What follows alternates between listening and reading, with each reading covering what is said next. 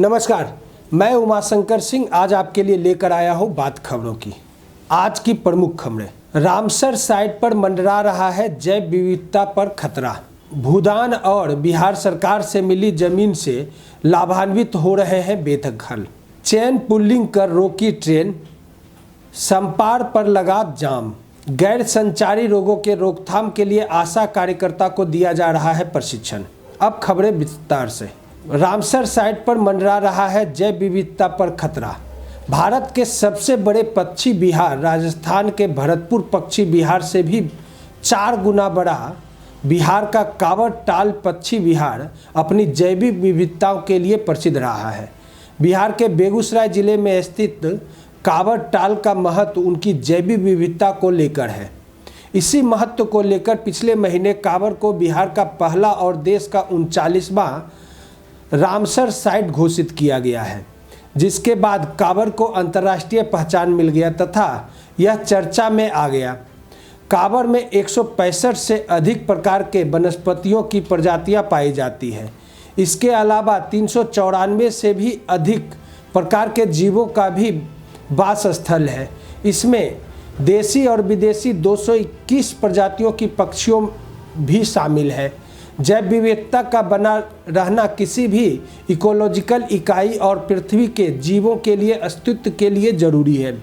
जीवों और पादपों के लिए अनुकूल आवास और मौजूद आहार श्रृंखला की वजह से यह क्षेत्र एक धनी पारिस्थितिक तंत्र बना है, लेकिन विभिन्न इकोलॉजिकल समुदाय से भरे कांवड़ टाल क्षेत्र की जैव विविधता पर खतरा मंडरा रहा है। एक तरफ यह जैव विविधता को लेकर अंतर्राष्ट्रीय स्तर पर महत्व रखता है, दूसरी ओर यहाँ हमेशा होने वाले मानवीय हलचल और शिकार माही से जैव विविधता पर खतरा उपस्थित हो रहा है। यह असुरक्षित, संकटग्रस्त और अत्यधिक संकटग्रस्त और गायब होती प्रजातियां हैं। डरे हुए इकोलॉजिस्ट समुदाय से यहाँ की जैव विविधता पर खतरा ही खतरा है।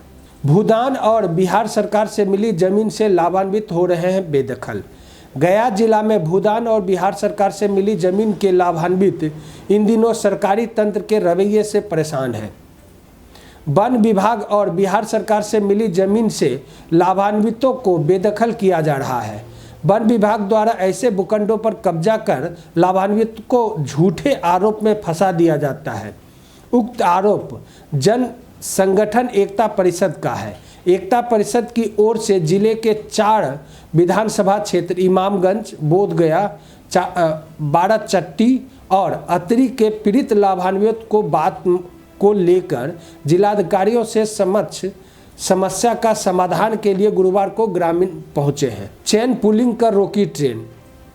भागलपुर जिले के अकबर नगर रेलवे स्टेशन पर गुरुवार को मालदा इंटरसिटी एक्सप्रेस का चेन पुलिंग कर देने से पूर्वी संपार पर 1 घंटे तक का जाम लग गया।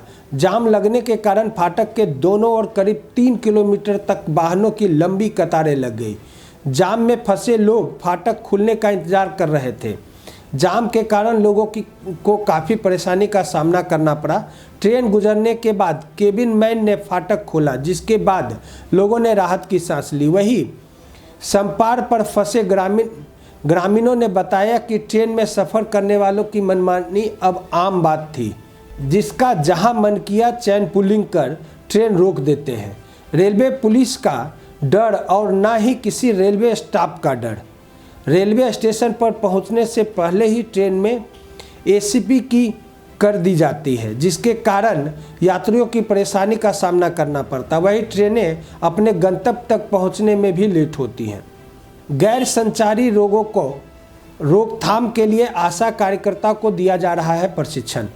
छपरा सदर अस्पताल में 5 दिवसीय प्रशिक्षण शिविर का आयोजन किया गया, जिसमें गैर संचारी रोगों की रोकथाम को लेकर आशा कार्यकर्ताओं को प्रशिक्षण दिया जा रहा है। प्रशिक्षण शिविर का शुभारंभ करते हुए गैर संचारी रोग पदाधिकारी डॉक्टर HC प्रसाद ने कहा, गर्भवती व बच्चे के स्वास्थ्य पर नज़र रखने के साथ साथ आशा कार्यकर्ताओं पर अब नॉन कम्युनिकेबल डिजीज पर भी नज़र रखने की जिम्मेदारी होगी। आशा कर्मी घर घर जाकर कैंसर, मधुमेह, हृदय वाहिका रोग और लकवा आदि के मरीजों की लक्षणों एवं सामान्य जांच के आधार पर ऐसी मरीजों को चिन्हित करेगी। रोजाना आशा कार्यकर्ता लगभग 25 घरों का सर्वे करेगी। साथ ही गंभीर बीमारियों से जूझ रहे मरीजों को स्वास्थ्य केंद्रों पर पहुंचाकर इलाज में मदद करेगी, ताकि नियत समय पर ऐसे मरीजों को अस्पताल में भर्ती कर इलाज हो सकेगा। ये थी आज की प्रमुख खबरें। बिहारी खबर को आप लाइक और सब्सक्राइब करते रहें ताकि आप अपडेट रहें। नमस्कार।